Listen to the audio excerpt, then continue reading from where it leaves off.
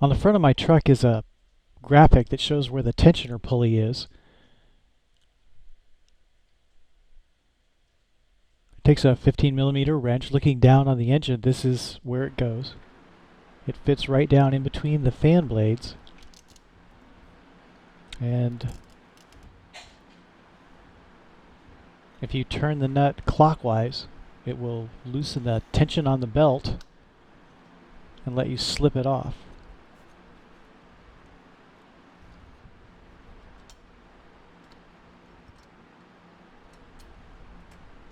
My belt was cracked.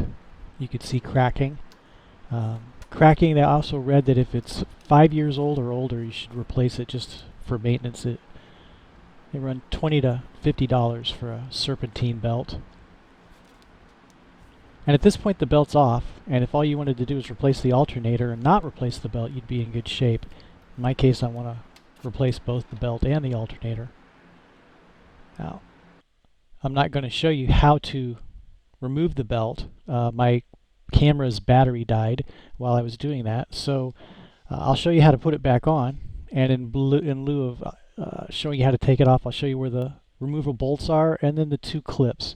I did the clips first and then removed the bolts and then slipped it out between the wires and the hoses to have it sit right here where I removed the last wire, which is the main power wire for the system.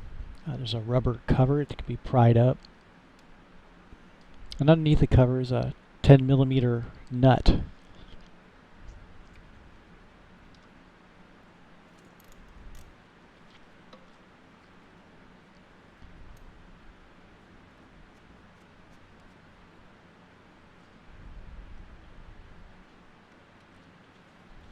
And with the nut free, the wire comes off and the alternator is ready to be pulled out.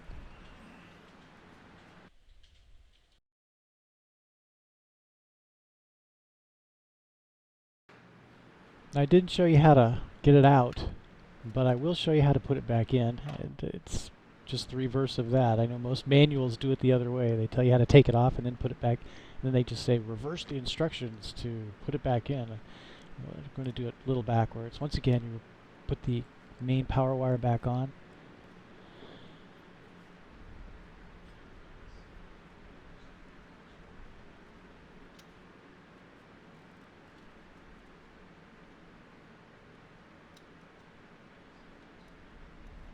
Tighten it back up.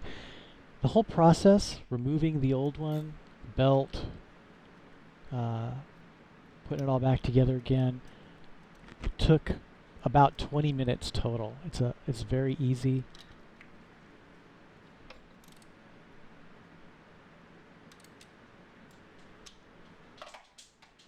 Alternators run 120 to 150. I've seen them more expensive, but that was the range they gave me at the auto parts store. Now we work the alternator back in through the maze of belts and wires to sit on its mounting bracket,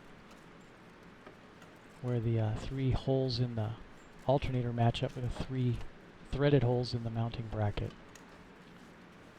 You just have to do a little twisting and negotiating, and it'll drop right on through.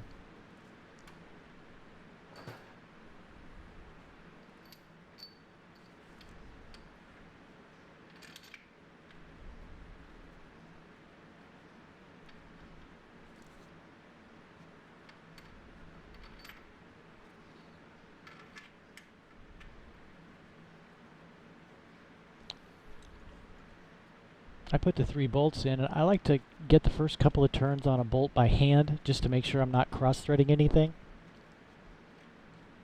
And then I like to come back around and tighten up the bolts until they're ready to be tightened up, so they're just snug. Come back around and do each bolt until it's just ready to be tight. And I know that in this case it probably doesn't matter. But as I go, I like to check to make sure there's nothing pinned in between the bracket and the alternator. I'll check for alignment every now and then. And on parts where it really does matter, maybe like an oil pan or a valve cover, I don't know. It's just a habit I developed somehow.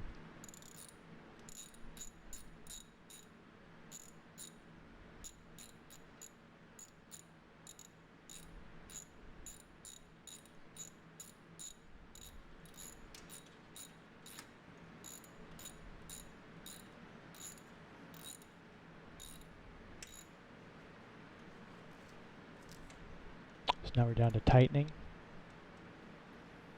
There's 1, 2.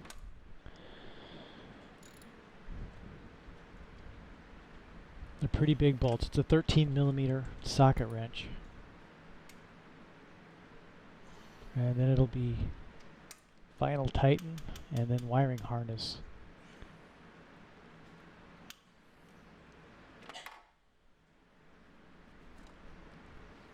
Wiring harness feeds under the water hose, connects to the air intake hose.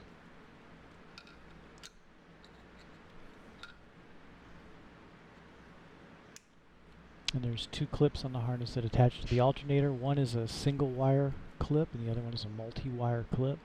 They pop right on.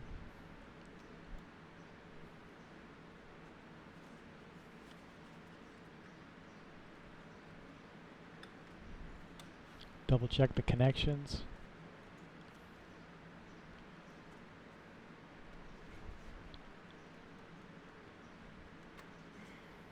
And it's time to wrestle with the belt.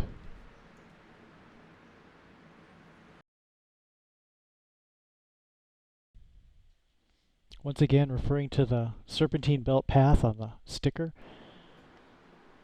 this is how I worked the belt back into the system. Getting the belt back out was the same thing. It fits in between the fan and the cowling.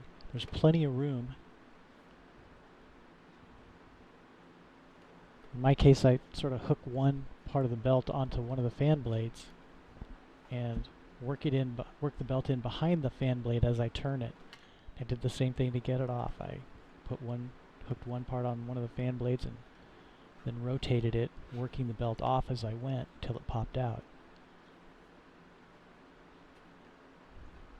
I show the whole thing, gives you an idea how long it actually takes to do.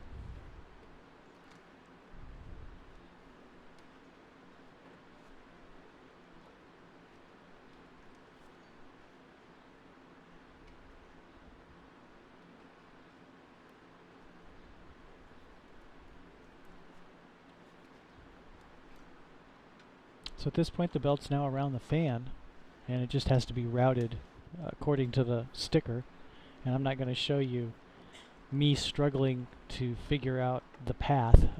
It took me a few minutes to get it routed correctly, and the new belt is kind of stiff and has some strange bends in it because of the packaging. But once I got it, to where it was ready for its last pulley to get around, I started videoing again, and in this case I push down on the lever with one hand to loosen the tensioner and then slip it onto a pulley, slip it over the last pulley with your other hand. In this case, to be honest with you, I've got some help. I had somebody else push down on that lever because I realized it was going to take 2 hands to get that new stiff belt around the idler pulley for its last little bit. So you may need a helper just to push down on that lever for you while you use both hands.